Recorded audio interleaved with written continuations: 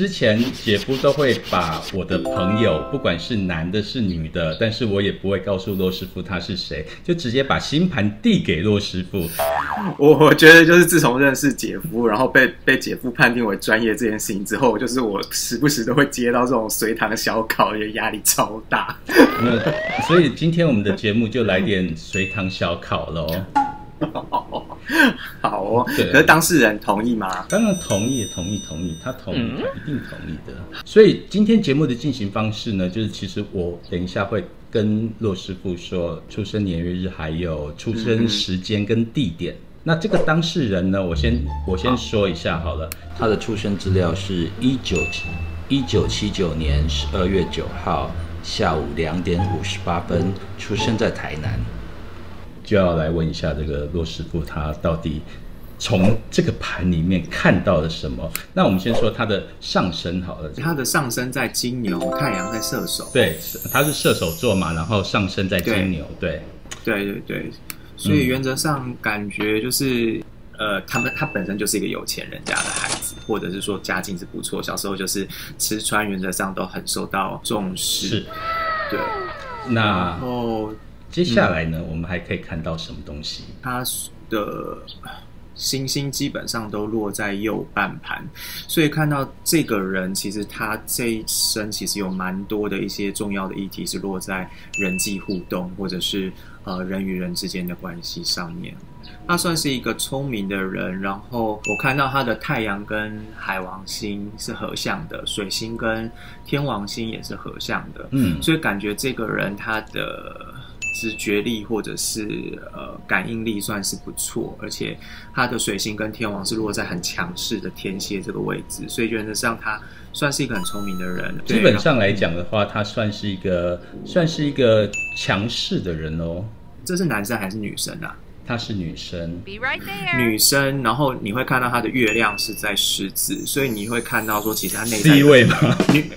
对，她有一个女强人住在她的心里，她的整个形象来说，比较不会是那么多的女性气息，或者是即便说她长得很女性气息，她依然展现的个性是让你觉得是大喇喇的，然后是觉得是有一种直爽的感觉，但是她不会是那种就是可爱型的女孩，谁来都好的那种好相处，而是说她就是那种很直来直往，很开心，然后让跟你在那个相处的时候，你会觉得她是充满热力，但是又不会有侵略性的一个感觉，没有太大的压力就对了。好，那如果说通常我们在问自己的星盘，或者是说自己有关的时候呢，通常会聊到的就是事业、家庭跟爱情。家庭来讲的话，他的家庭是怎么样？原则上是一个很重视传统的，所以原则上他的家庭氛围可能会比较注重一些传统文化啦，或者是在地文化，或者是说一些家族家人们的连结的情感的这个部分。那与家人的关系，我这边可以看到他的这个大喇喇的个性，原则比较多是源自于他的母亲。他的母亲感觉就是一个家里的就是主导者，或者是说比较女掌柜，都是女掌柜。我还以为你要讲女汉子，我想说你词汇也太少了吧。女掌柜。好 ，OK， 好 ，Anyway， 就是一个主导者家族的，算是比较偏母系的一个那个家族的氛围的一个家庭。对，然后这个妈妈会比较多的一点霸道，然后爸爸反而是比较。虽然说爸爸他也是有他的乐天成分在，但是原则上还是比较收敛，而且会让你觉得这个爸爸是比较中规中矩，或者是说照规矩来的，比较没有那么强势的一个爸爸形象。我们也可以从这个女生的这个月亮相位也可以看到，其实小时候其实跟妈妈，然后还有她的兄弟姐妹。其实是一直处于一种比较吵吵闹闹的状态，就是一直都会有一些，就是常常会吵架，对不对？对，然后又吵不烂，就是有些人吵了，就是老死不相往来，然后就是恨你一辈子这样。可是他们就是这种一直吵啊，然后也没有吵到就是决裂这样，但是就是会一直吵，可能就是越吵感情越好啦。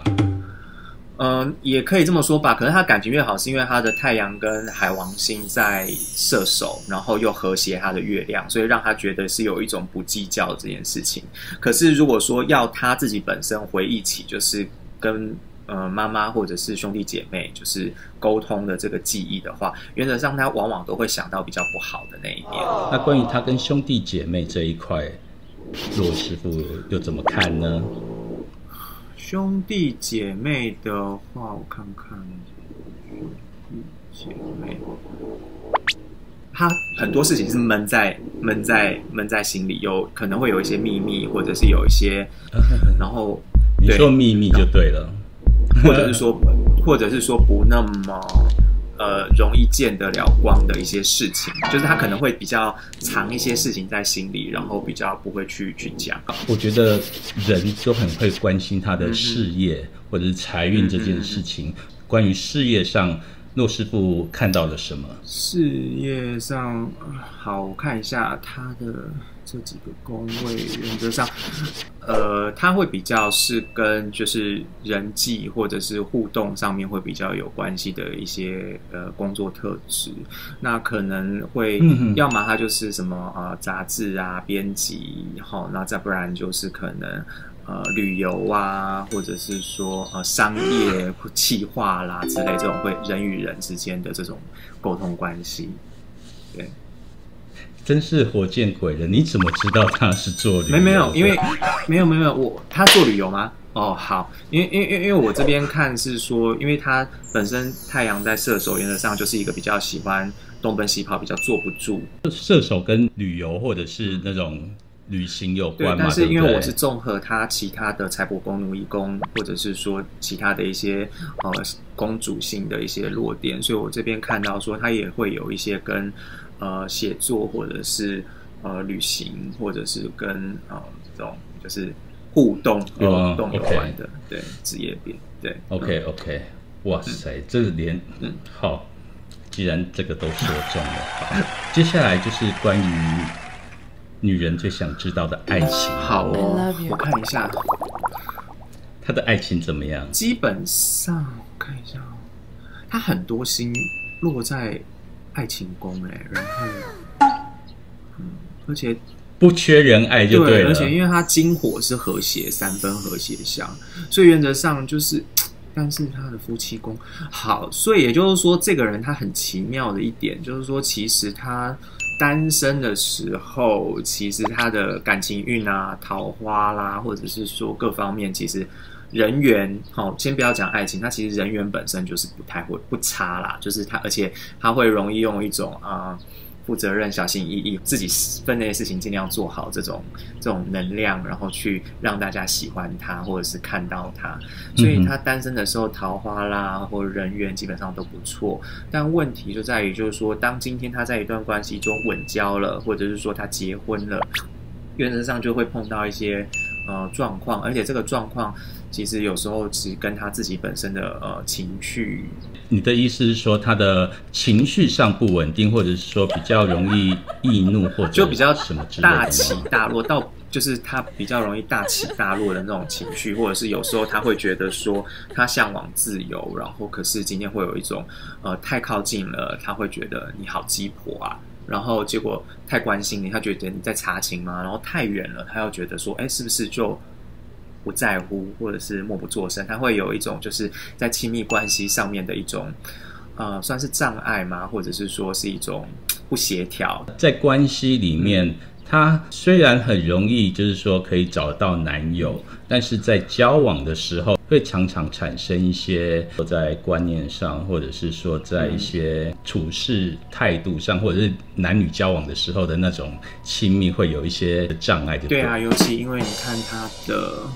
火星在处女，那原则上火星在处女，他基本上，然后再加上他的天王在天蝎，其实就是在讲到两性互动的关系的时候，就是我们会看到火星处女人，他会比较战战兢兢，他会觉得说自己有没有做的好不好啊，或者是说干不干净啊，卫不卫生啊，然后会比较神经质。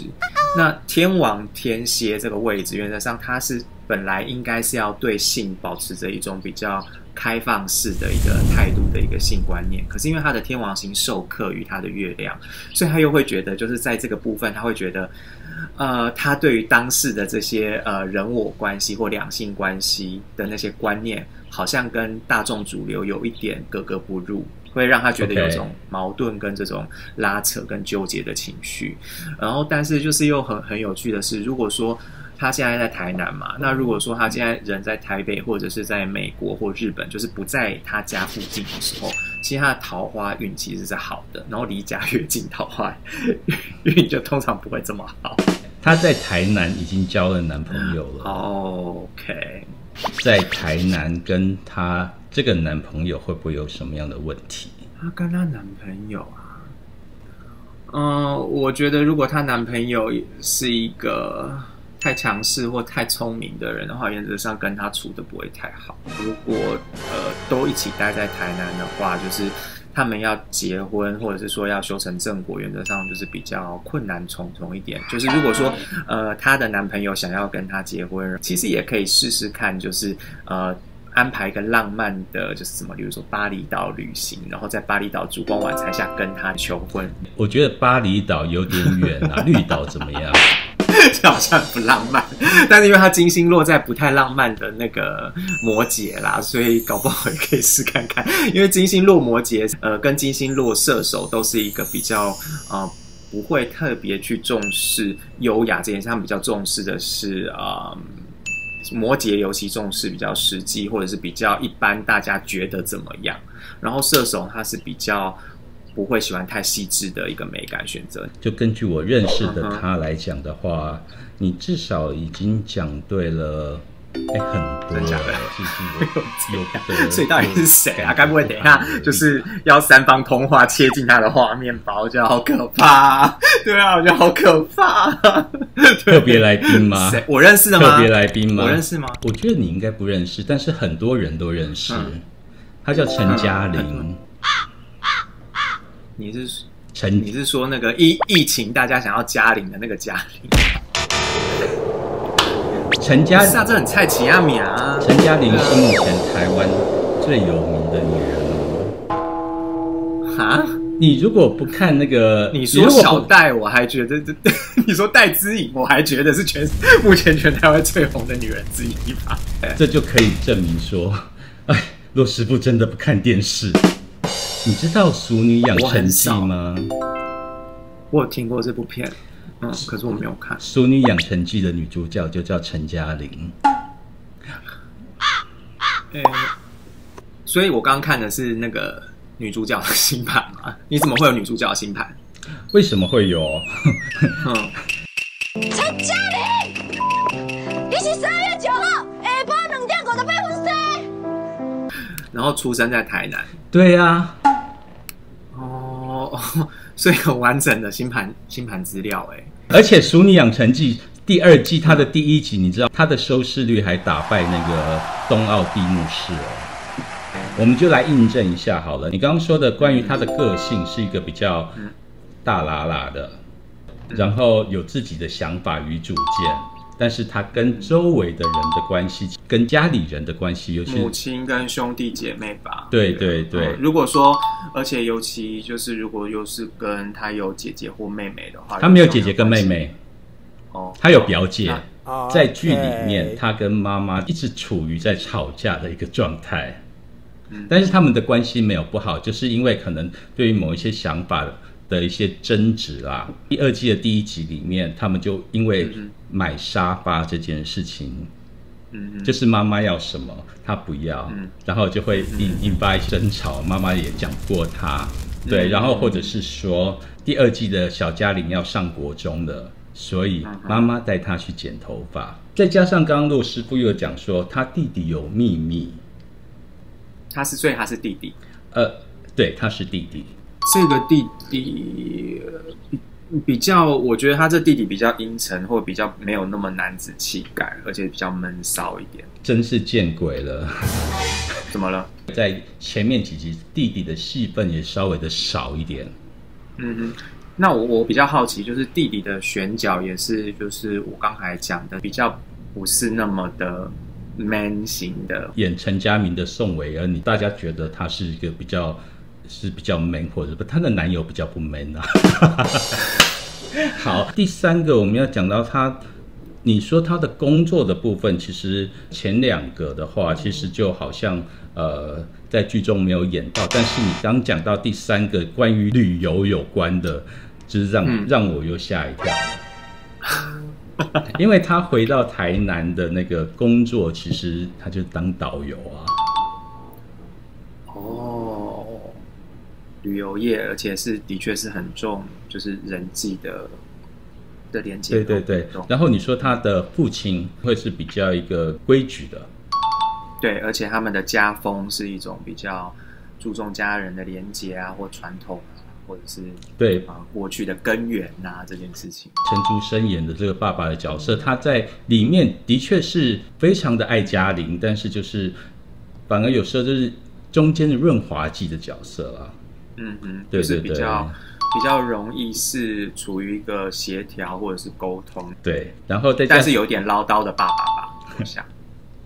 然后在爱情的方面，在第1季里面，他就是跟他在台北的男友分手，在第1季的季尾，在台南遇到了他的青梅竹马，然后变成现在的男友。所以也就是说，第1季里面的第1集他就是在讲他跟他在台北这个男友的故事。对，就是温升豪演的。是因为男友的妈妈就是比较啰嗦，她的男友呢又可能就是左右为难型的。他甚至我觉得你刚说的很好，就是他是很主动的，因为在第1季不是她男友跟她求婚，而是她跟她的男友求婚，算主动型的。